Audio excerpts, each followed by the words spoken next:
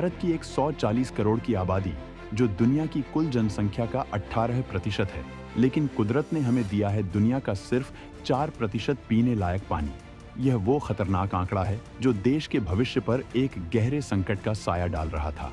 नीति आयोग की रिपोर्टें चीख चीख कर कह रही थीं कि 2030 तक देश की 40% आबादी के पास पीने का पानी नहीं होगा और जल संकट हमारी जीडीपी को 6% तक कम कर सकता है।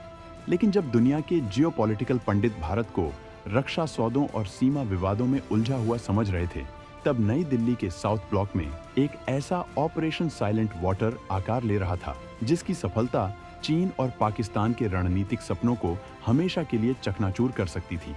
इसी मिशन के तहत अडानी, एल&टी और WABAG जैसी भारतीय भीमकाय कंपनियों के 20 सबसे काबिल दिमागों की एक टुकड़ी बिना किसी शोर शराबे के इजराइल के तेल अवीव की धरती पर उतरी।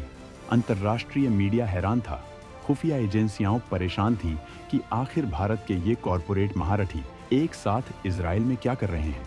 ये किसी फाइटर जेट की डील नहीं थी, यह उससे भी बड़ी भविष्य के युद्धों को परिभाषित करने वाली एक टेक्नोलॉजी को हासिल करने का महाअभियान था।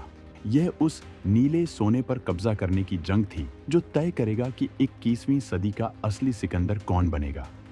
भारत को मिलने वाला है इजराइल का अमोघ अस्त्र, टेक्नोलॉजी ऐसी कि रेत भी उगलेगी सोना। इजराइल ने खोला अपना टेक्नोलॉजी का खजाना। भारत को मिलने वाला है सदियों का सबसे बड़ा वरदान। रेगिस्तान में भी जल क्रांति लाने का फार्मूला आया हाथ। भारत बनेगा दुनिया का नया वाटर सुपर पावर। तेल अवीव में भारतीय उद्योग जगत के बाहुबलियों का जमावड़ा। दुनिया को भनक लगने से पहले पूरा हुआ सीक्रेट मिशन। 7,500 किलोमीटर लंबी समुद्री सीमा बनेगी। अमृत का स्रोत। भारत ने शुरू किया खारे पानी को मीठा बनाने का महायज्ञ। इजराइल का वो जादुई चिराग अब भारत के पास, जिससे बंजर जमीन भी सोना उगलने लगेगी। तो आखिर क्या था यह मिशन जिसने दुनिया के सबसे शक्तिशाली देशों के कान खड़े कर दिए? यह मिशन था भविष्य के युद्धों के सबसे बड़े निर्णायक फैक्टर, यानी पानी पर पूर्ण नियंत्रण हासिल करना। आपको यह सुनकर हैरानी हो सकती है, लेकिन यकीन मानिए, अगला विश्व युद्ध तेल के लिए नहीं, पानी के लिए लड़ा जाएगा। और जिस देश के पास जल सुरक्षा होगी, वही दुनिया की महाशक्ति कहलाएगा। हमारा पड़ोसी चीन तिब्बत के पठार से निकलने वाली नदियों पर विशालकाय बांध बनाकर पानी को एक हथियार के रूप में इस्तेमाल करने की अपनी नापाक साजिशों को अंजाम देता रहता है। उसका मकसद ब्रह्मपुत्र के बहाव को नियंत्रित करके भारत पर दबाव बनाना है। वहीं दूसरी ओर पाकिस्तान अपनी खस्ताहाल अर्थव्यवस्था के बावजूद सिंधु जल समझौते को लेकर आए दिन भारत को उकसाने की कोशिश करता है। इन दोनों का ही सपना था कि वो वाटर पॉलिटिक्स के जरिए भारत को घेर लेंगे, लेकिन उन्हें अंदाजा भी नहीं था कि यह नया भारत है जो समस्याओं का रोना नहीं रोता, बल्कि उनका ऐसा समाधान खोजता है जो दुश्मन की कल्पना से भी परे हो। भारत ने समझ लिया था कि अगर आत्मनिर्भरता की इमारत खड़ी करनी है तो उसकी नींव जल आत्मनिर्भरता से ही रखी जाएगी। देश के 20 करोड़ लोग जो आज पानी की एक एक बूंद के लिए संघर्ष कर रहे हैं, उनके लिए और हमारी धरती पुत्र किसानों के लिए भारत ने अपने सबसे विश्वसनीय मित्र इजराइल के साथ मिलकर यह ऐतिहासिक कदम उठाया है। इजराइल, वो देश जिसने रेगिस्तान को मात देकर अपने हर नागरिक के लिए पानी का इंतजाम कर दिया, अब वही अमृत मंथन की तकनीक भारत को सौंपने जा रहा है। इजराइल का टेक्नोलॉजी वाला तिलिस्म। अब प्रश्न यह उठता है कि इजराइल के पास ऐसा कौन सा जादू है जो वह खारे समंदर और गंदे नाले के पानी को भी अमृत बना देता है। इस टेक्नोलॉजी के दो मुख्य आधार हैं जिन्हें सीखने भारत की टॉप सीक्रेट टीम तेल अवीव पहुंची थी। पहला ब्रह्मास्त्र, डिसैलिनेशन। इसका सरल अर्थ है समुद्र के असीमित खारे पानी को पीने योग्य मीठे पानी में परिवर्तित करना। भारत की 7,500 किलोमीटर से अधिक की विशाल तटरेखा है जो अब तक केवल एक भौगोलिक सीमा थी, लेकिन इस टेक्नोलॉजी के बाद यह मीठे पानी का अंतहीन स्रोत बन जाएगी। भारतीय टीम ने दुनिया के सबसे आधुनिक और विशाल डिसैलिनेशन प्लांट्स में से एक सोरिक का दौरा किया। यह प्लांट रिवर्स ऑस्मोसिस (RO) की प्रक्रिया पर काम करता है। इसे ऐसे समझें कि यह एक आणविक स्तर की फिल्ट्रेशन प्रक्रिया है जो पानी पर अत्यधिक दबाव डालकर पानी के अणुओं और नमक के अणुओं को अलग कर देती है। यह प्रक्रिया इतनी कारगर है कि समुद्र का खारा पानी कुछ ही पलों में बोतलबंद मिनरल वाटर से भी ज्यादा शुद्ध हो जाता है।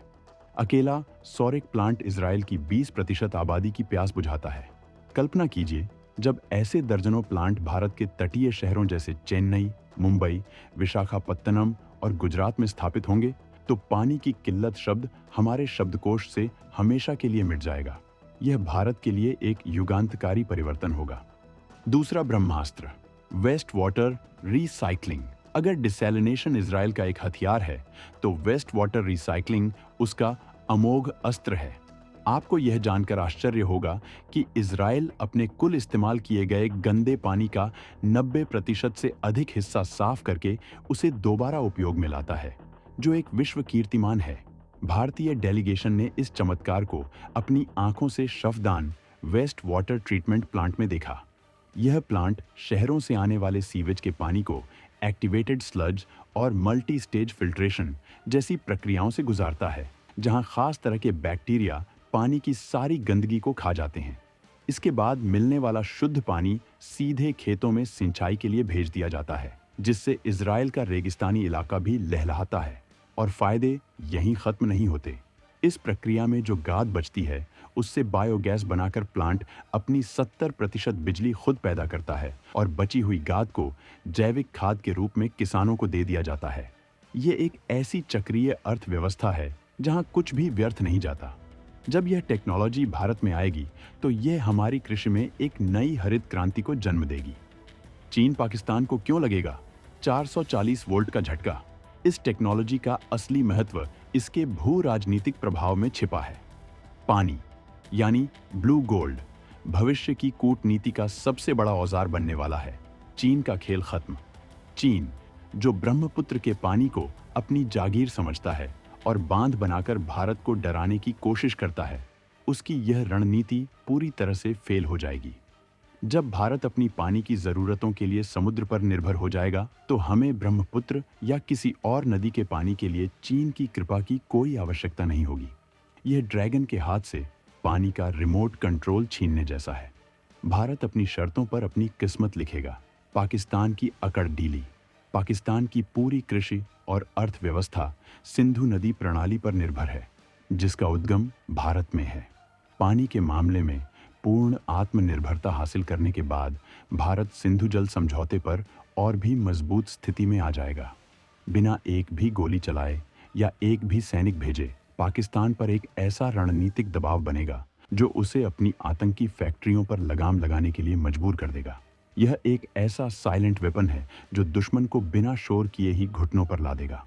इस जल क्रांति का असर सिर्फ दुश्मन देशों तक ही सीमित नहीं रहेगा, बल्कि यह भारत के अंदर एक अभूतपूर्व परिवर्तन लाएगा। जब किसानों को सिंचाई के लिए 24 घंटे पानी मिलेगा, तो हमारी कृषि उपज कई गुना बढ़ जाएगी और भारत दुनिया का अन्न भंडार बन जाएगा। हमारी फैक्ट्रियों और उद्योगों को पानी की कमी का सामना नहीं करना पड़ेगा, जिससे मेक इन इंडिया अभियान को नई ऊंचाई मिलेगी। यह एक ऐसा सकारात्मक चक्र शुरू करेगा जो भारत को आर्थिक, सामाजिक और सैन्य रूप से एक अजेय महाशक्ति बना देगा। इजराइल की राष्ट्रीय जल कंपनी मैकोरूट का सेंट्रलाइज्ड कंट्रोल सिस्टम एक और सीखने वाली चीज है। वहां एक ही कंट्रोल रूम से पूरे देश में फैली 12,000 किलोमीटर लंबी पाइपलाइन की निगरानी की जाती है, जिससे लीकेज और बर्बादी को लगभग शून्य कर दिया गया है। जब यही सिस्टम भारत में लागू होगा, तो हम रोजाना बर्बाद होने वाले करोड़ों लीटर पानी को बचा पाएंगे। यह भारत इजराइल सहयोग सिर्फ एक टेक्नोलॉजी ट्रांसफर नहीं है, यह दो महान सभ्यताओं का संगम है जो मिलकर दुनिया को दिखा रहे हैं कि कैसे दृढ़ इच्छा शक्ति और सही तकनीक से असंभव को भी संभव बनाया जा सकता है। आप इस महाअभियान के बारे में क्या सोचते हैं? क्या जल आत्मनिर्भरता भारत का सबसे बड़ा रणनीतिक कदम साबित होगी? और चीन पाकिस्तान पर इसके असर के बारे में आपकी क्या राय है? अपने विचार नीचे कमेंट्स में जरूर साझा करें।